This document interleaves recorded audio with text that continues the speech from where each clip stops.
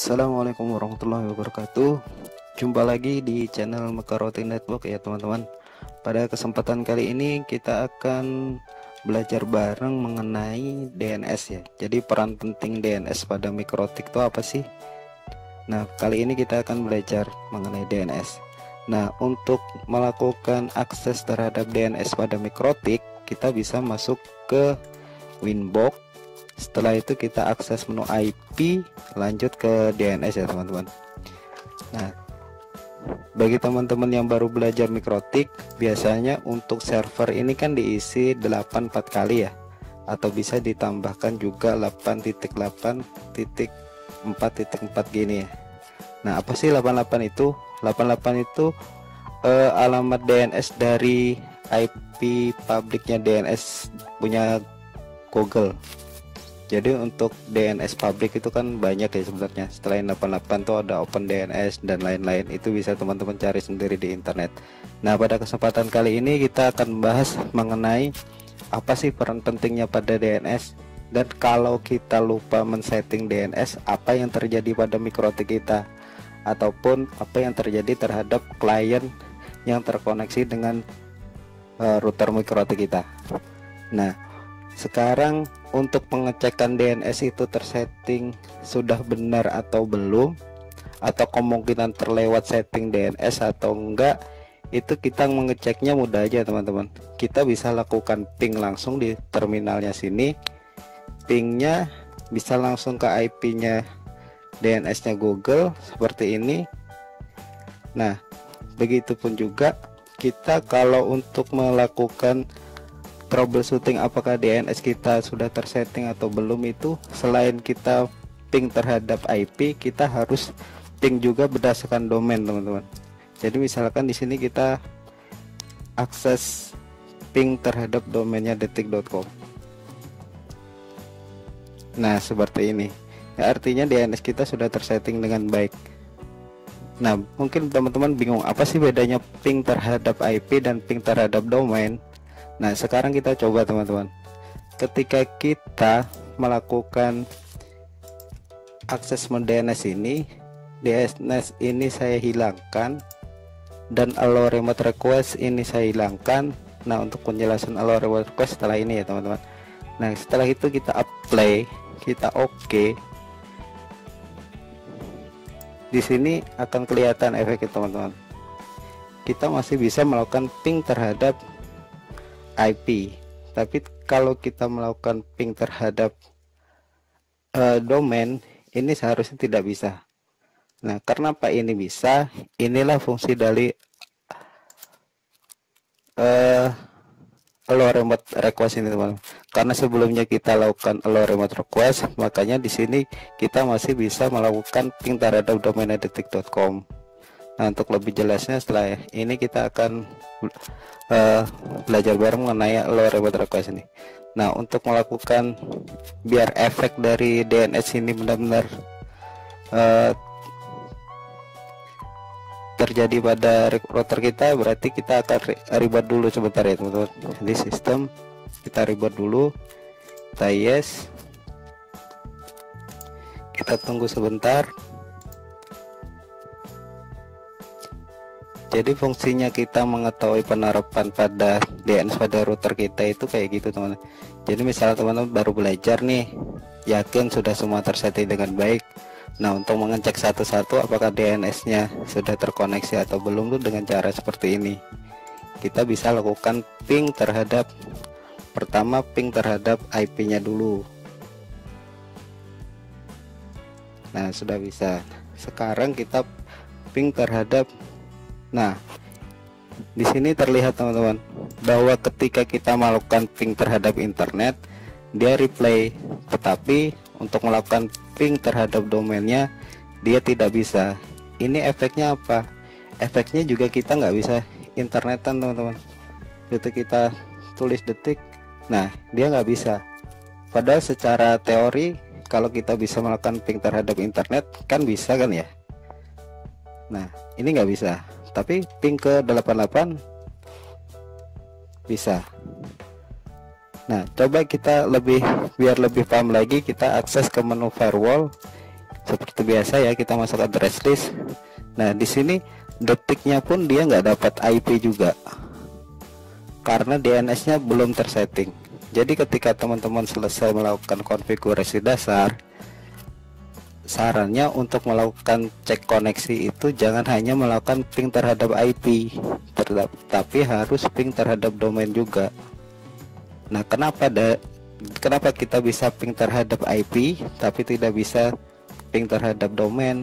Ya, karena DNS-nya kita disable atau kita lupa melakukan konfigurasi DNS.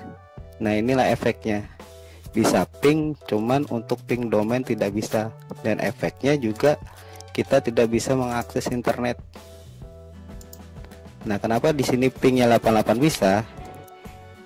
Ini karena efek dari IP route ini teman-teman. Jadi teman-teman bisa membedakan ketika IP route aktif, dia pingnya ke internet bisa, cuman untuk akses internet berdasarkan domain itu tidak bisa. Kalau ini kita disable, di sini otomatis nah tidak bisa juga. Jadi dari sini teman-teman bisa membedakan ya antara 000/0 sama dengan fungsi dari DNS-nya. Begitu root-nya kita disable, ping terhadap IP pun tidak bisa. Nah tapi ketika root-nya 00 kita aktifkan, kita ping ke 88 bisa, cuman karena DNS-nya tidak tersetting dengan baik ataupun lupa melakukan konfigurasi DNS, dia cirinya ping terhadap domainnya tidak bisa.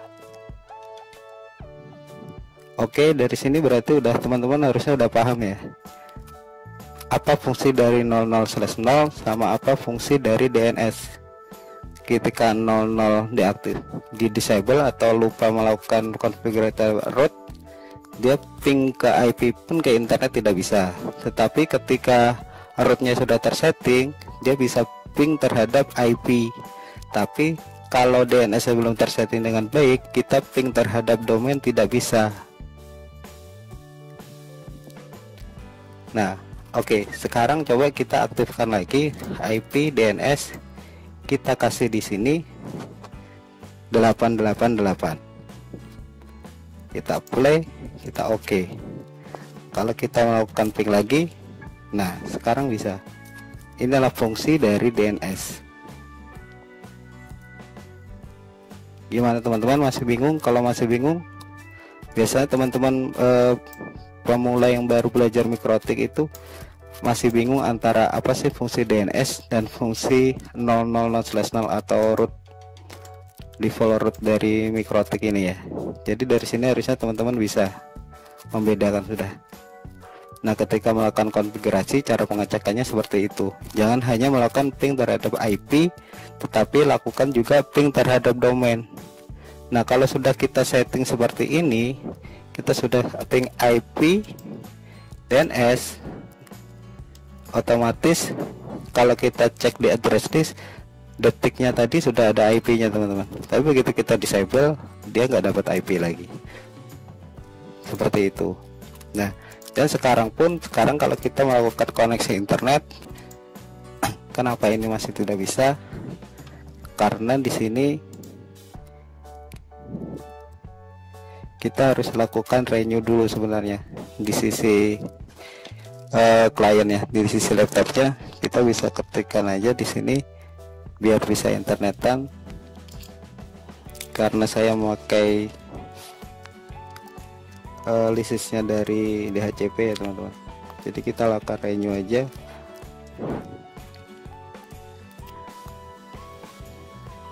Nah sekarang ketika kita melakukan renew, kita ping terhadap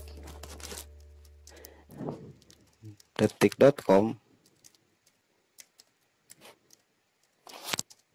Nah sekarang sudah bisa, seharusnya di sini juga sudah bisa. Nah seperti itu. Masih bingung nggak? Kalau masih bingung bisa diulangin lagi. Yang paling terpenting setelah konfigurasi itu cara cek apakah konfigurasi kita sudah benar terhadap akses internetnya, itu harus ping terhadap IP dan ping terhadap domain tuh, untuk melakukan cek koneksi, apakah konfigurasi kita di router sudah benar atau belum. Jika ping ke IP sudah bisa tetapi ping ke domain belum bisa, cek DNS-nya. Tetapi kalau ping ke IP aja sudah tidak bisa, cek untuk root /00-nya. Seperti itu teman-teman. Nah, sekarang lebih gampangnya seperti ini ya. Kita akan lebih mudah menghafalkan aku.com daripada kita melakukan pengetikan manual berdasarkan IP ya. Jadi misalnya di sini kalau kita kan lebih mudah melakukan akses internet kan berdasarkan domain gini ya, daripada kita harus masukkan IP dari domainnya aku.com. Itu contohnya aja.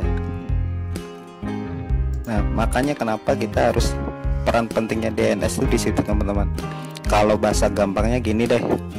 DNS itu sebagai tukang penerjemah dari angka ke huruf, atau tukang penerjemah dari IP ke domain, dan atau sebaliknya. Karena apa? Karena otak manusia itu cenderung lebih mudah menghafal huruf atau susunan kalimat daripada menghafal angka atau susunan atau kelompok angka. Seperti ini, akan lebih mudah menghafal aku.com daripada harus menghafal angka dari IP-nya aku.com. Seperti itu ya teman-teman. Jika bermanfaat pada video ini, silakan teman-teman like, share, dan subscribe agar mendapatkan notifikasi terbaru atau update terbaru pada video